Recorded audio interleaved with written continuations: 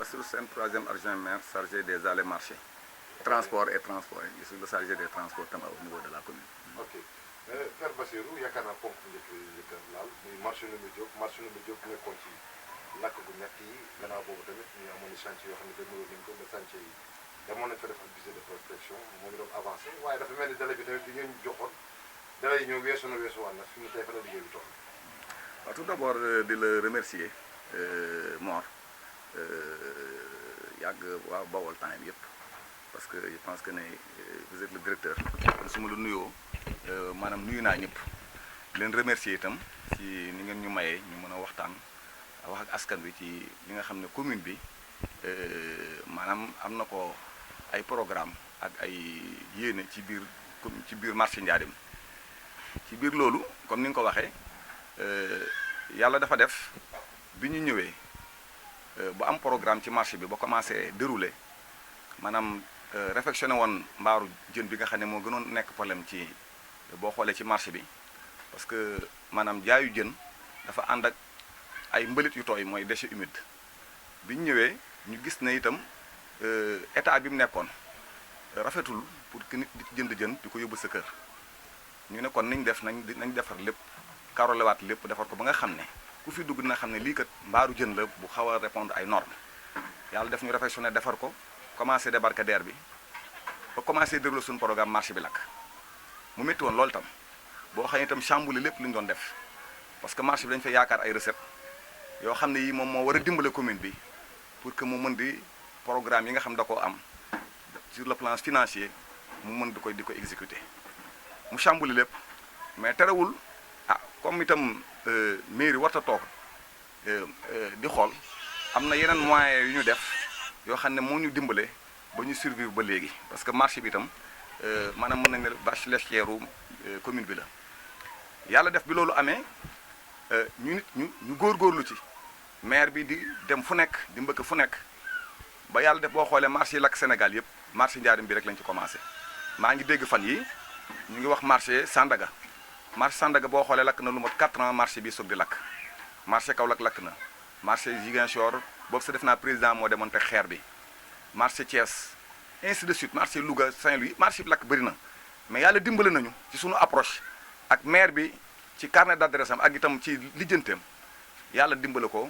moom mu décroché bañ commencé maanaam am entrepreneur boo xam ne bi itam Diourbel waa la mu jàpp ci loolu itam ñu koy remercier au passage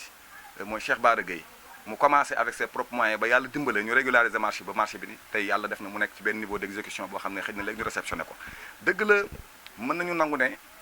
délai yi retardé na mais état itam ku ne xam na ne moom ak kër rek a yem day am mëbët mais ak selon fi kii di toll itam yàlla day yenn saa yi mën naa retardé maanaam ay bëgg-bëggam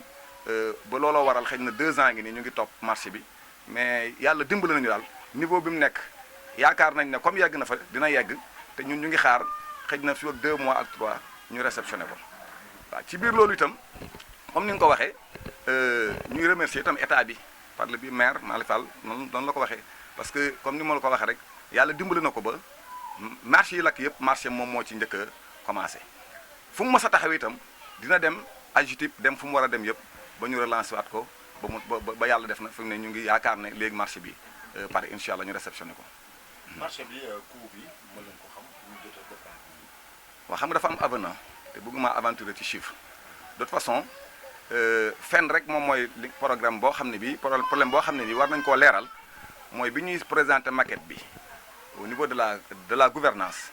architecte bi li mu ñu wonoon mooy que ne ouvrage yi bu paree itam dañoo war a caroler diggante buntu Doudou Faye ba ci ouvrage yi ba ci tabax bi fi mu yem tàmbalee foofu itam ci sortie ki ouvrage yi ba ci route rue Sëñ Cheikh Mbacké loolu lépp dañoo waxoon dañu koy pavé ba canaliser ko boo xoolee sa moo waral des fois ndox mi tey di fa taa parce que ba tey canalisation fa nekkoon dañu koo coupé mais ni ma gisee ni muy doxee nii jàpp naa ne foofu mën naa am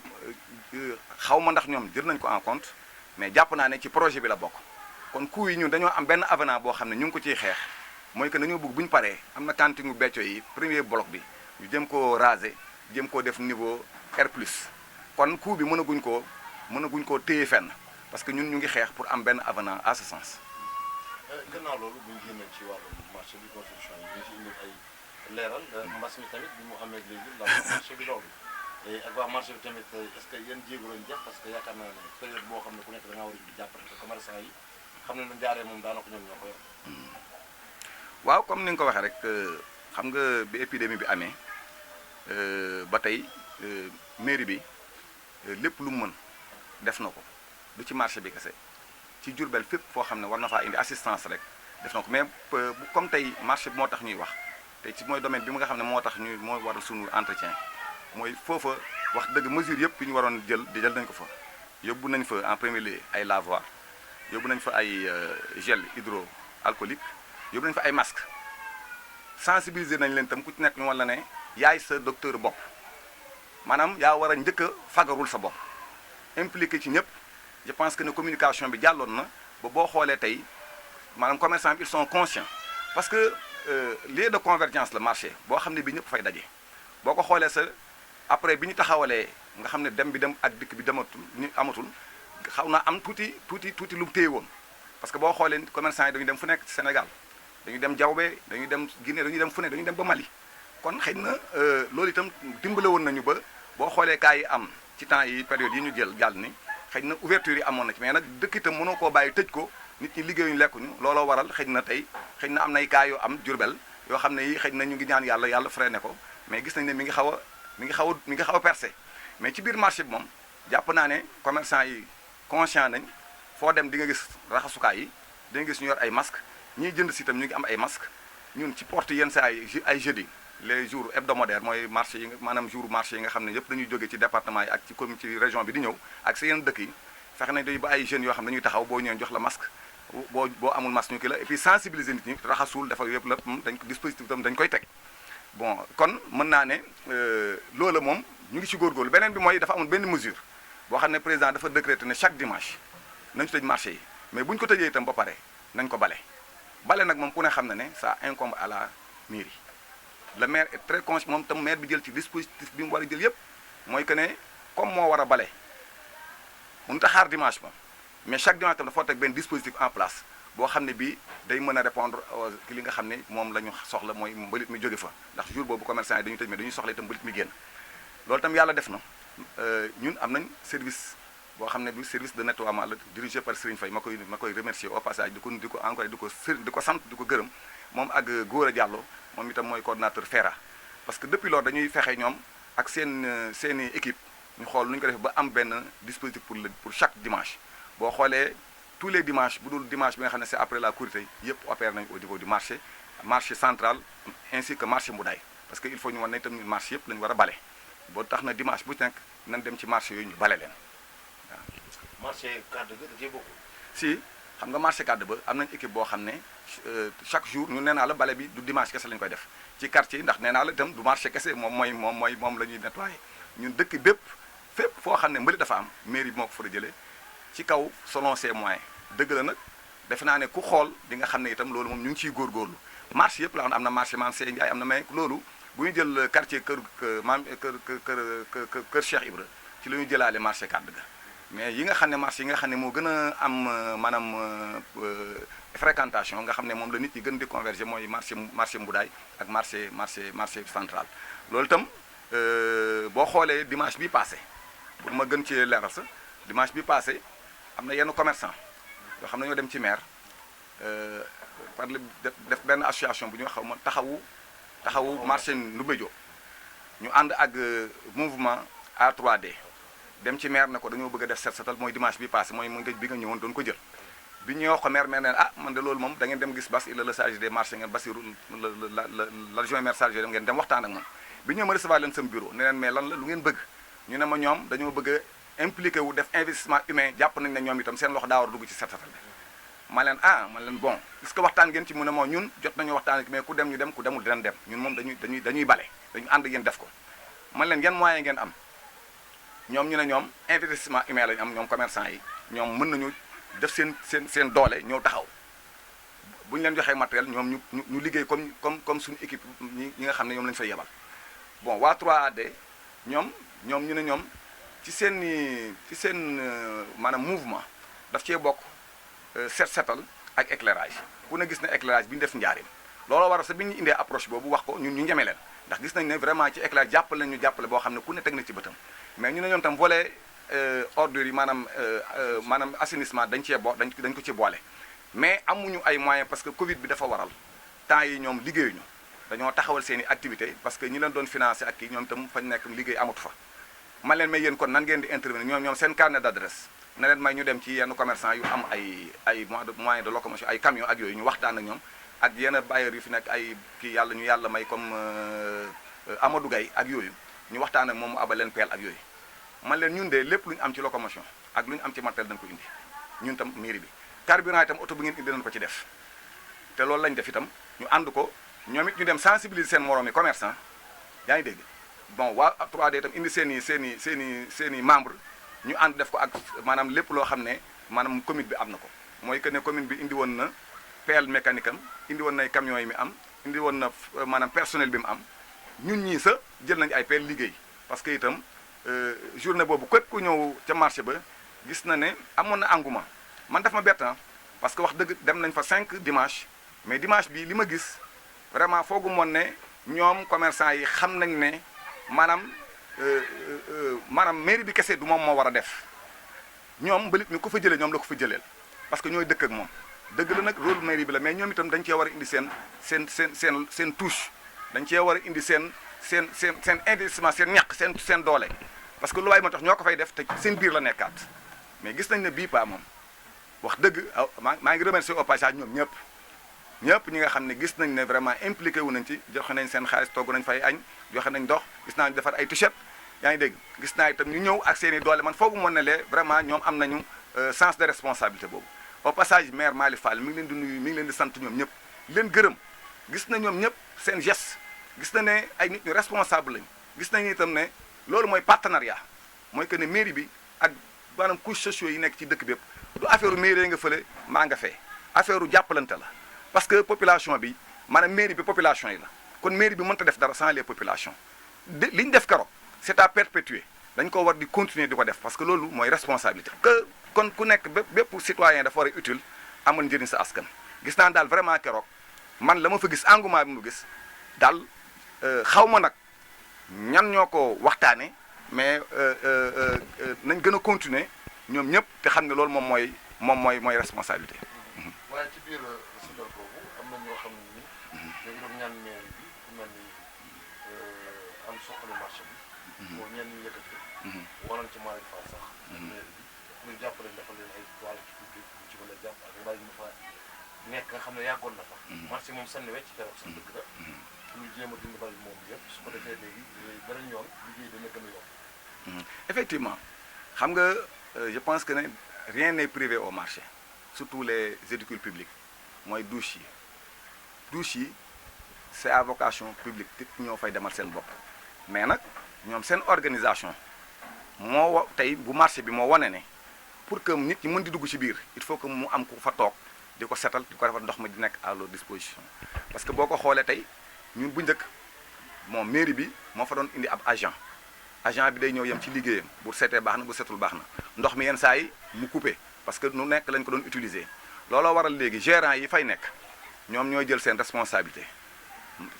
parce que kii bi maanaam responsable marché yi ñoom ñoo leen désigné su ko defee kooku moom mooy dem mu wut compteur au niveau de la SDE au niveau de la CNO fi mu ne actuellement su wutee moom mooy nekk sous contrat avec la si moom mooy fay factures yi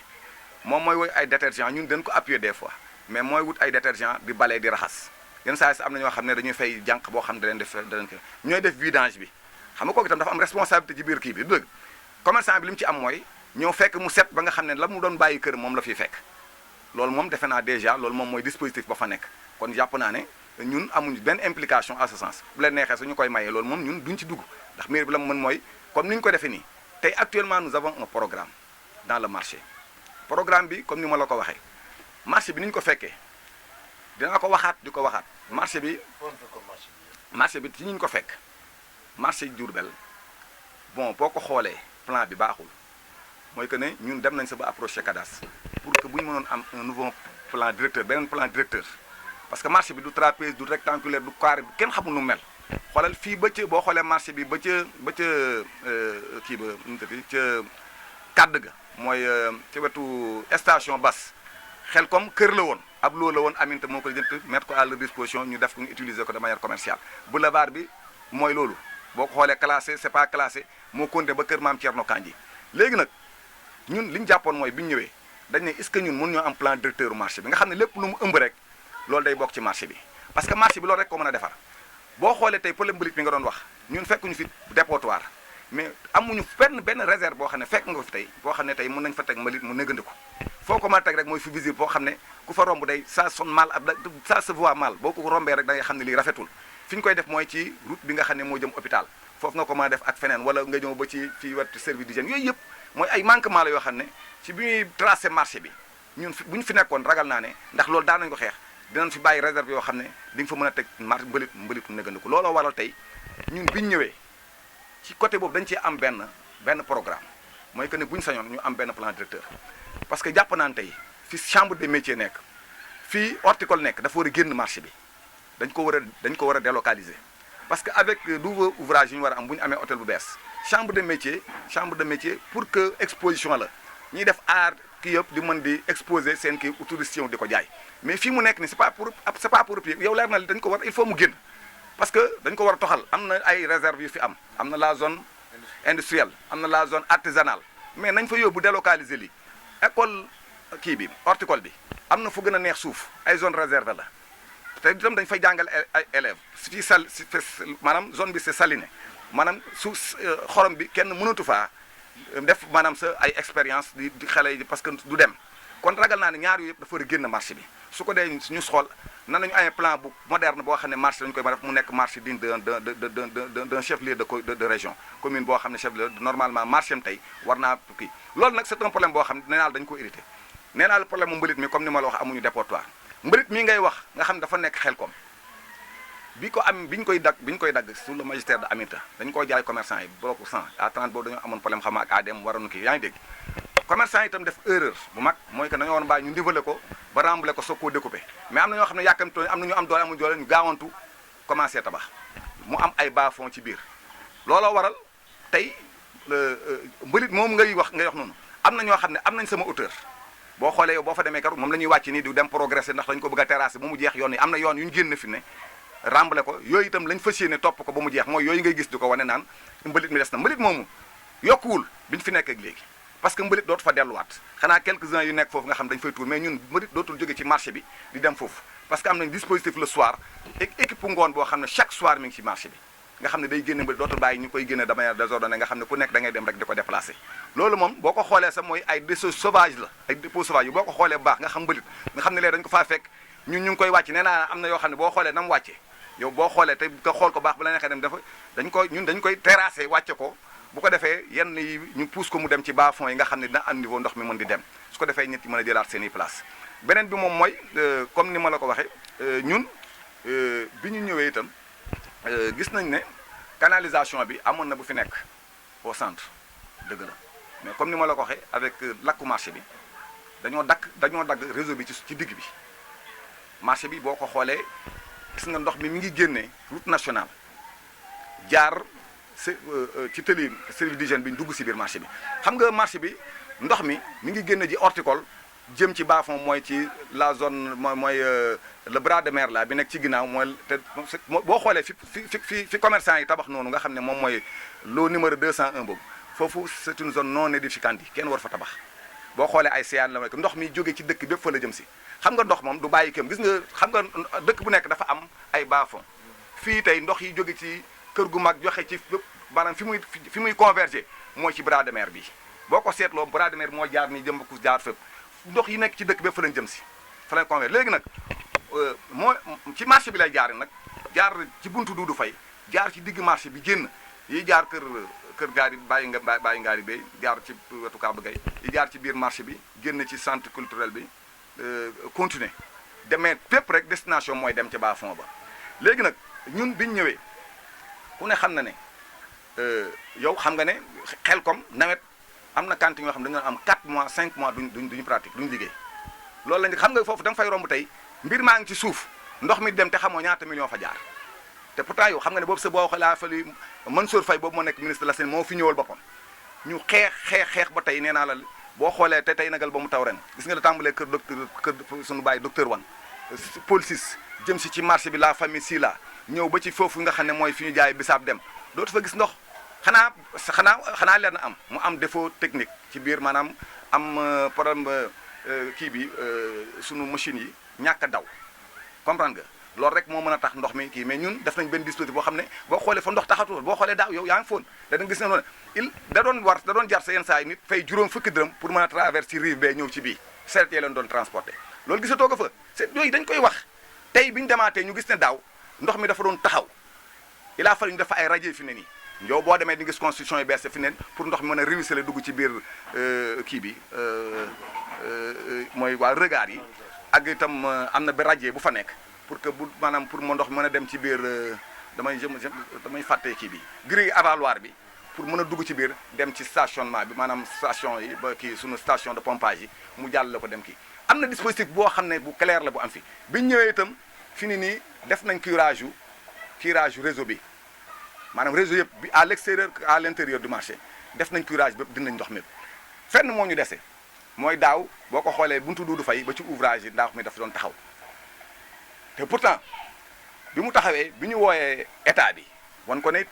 ñun comme ni ma la ko waxee il faut ñu jàpp ne tant que inondation amul c'est la mairie mais bu mel inondation amee c'est au degré supérieur état bi daf ci am responsabilité loolu chaque an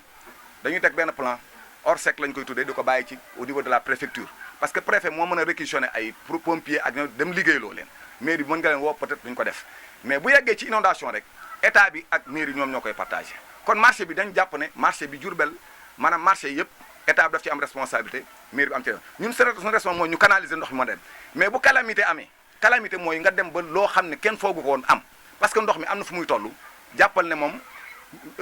mën ngaa prévoir li mu indi le contraire bu boobaa nag ñun ak état ñun ñoo koy seq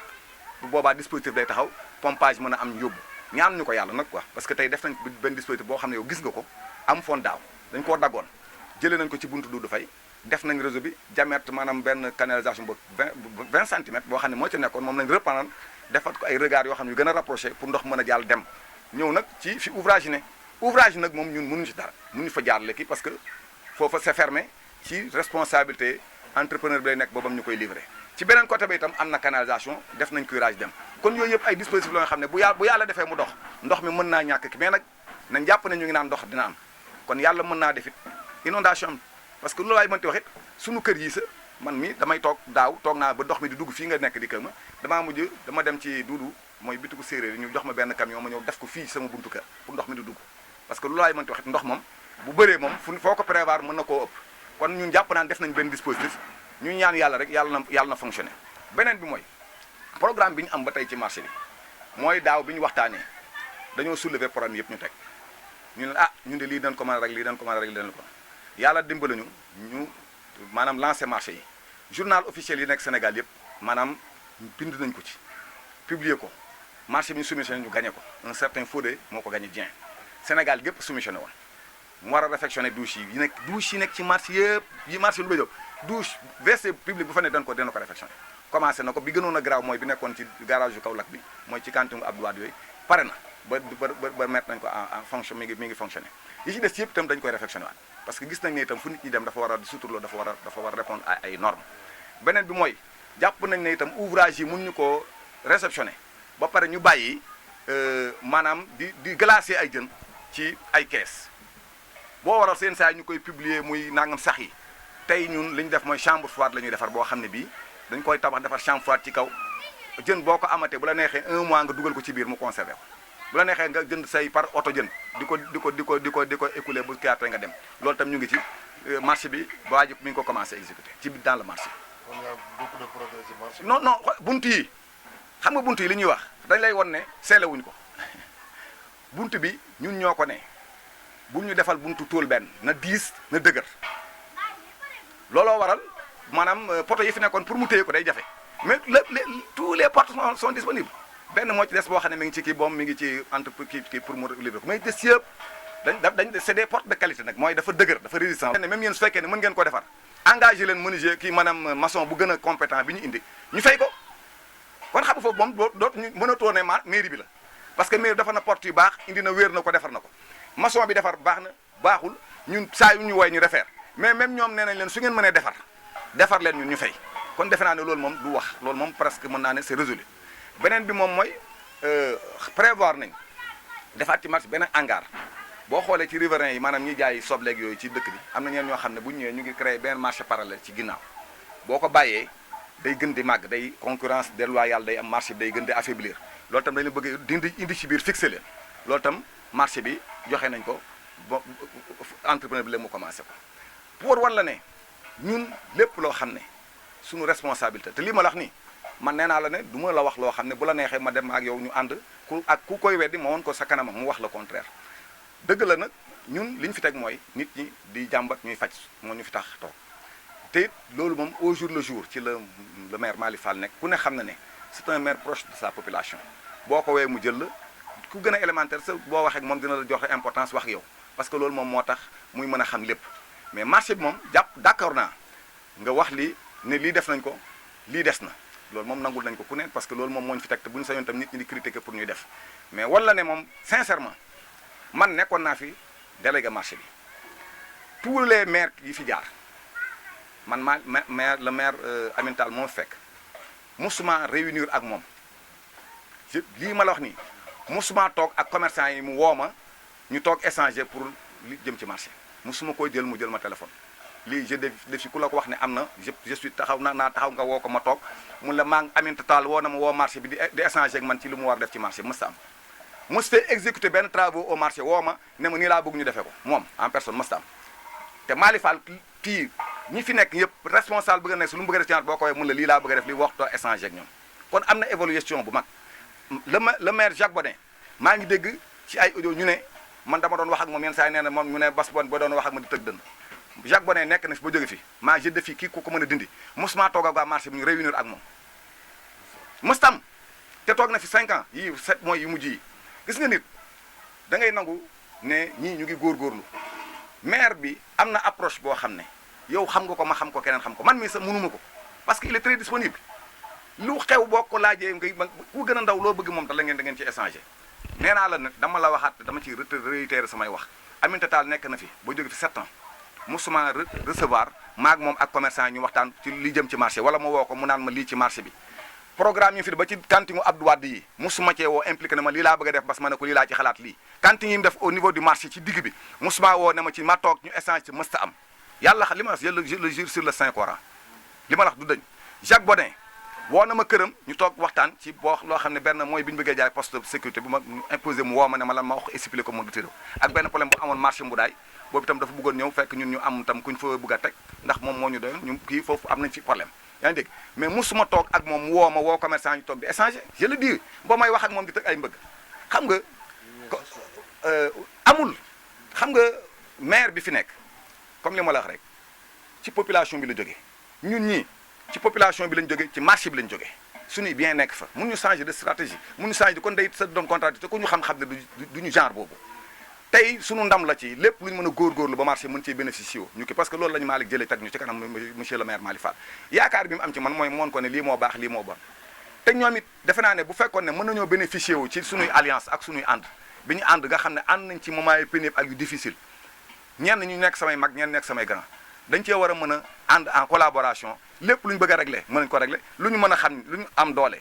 mën ko def ñu wax leen lu ñu amul doole ñu nekk yàlla dimbali leen sa li ci ëpp solo ñun ñu ngi koy jéem te it jàpp naa ne li ci ëpp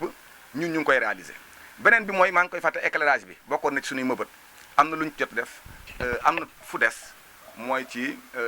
ancienne garage yu Kaolack bi foofu itam am na lanterne ñu récupéré waa ñu ngi liggéey ak waa 3D ndax ñoom itam lampe yëpp yi ko bi ko maire jëlee daf leen ko jox pour que ñoom itam comme éclairage dañ ci dimbali ñoom fu leen neex dañ ko fa samp dugg nañ ci marché bi am nañ programme à ce sens pour que foofu itam ñu jëm ko mooy yi ma wax yëpp ay manquement parce que 2007 lañ ko ouvrage yooyu 2007 ba léegi ñun bi ñu ñëw ñaari maire jaar na fi kon lu mu bon éclairage boobu waroon nañoo fekk ci projet bi dugal ko ci mais ñun itam ndànk-ndànk yooyu yëpp bokk na suñu projet comme ni ma la ko waxee rek encore une fois ñu ngi remercier ñëpp di la remercier itam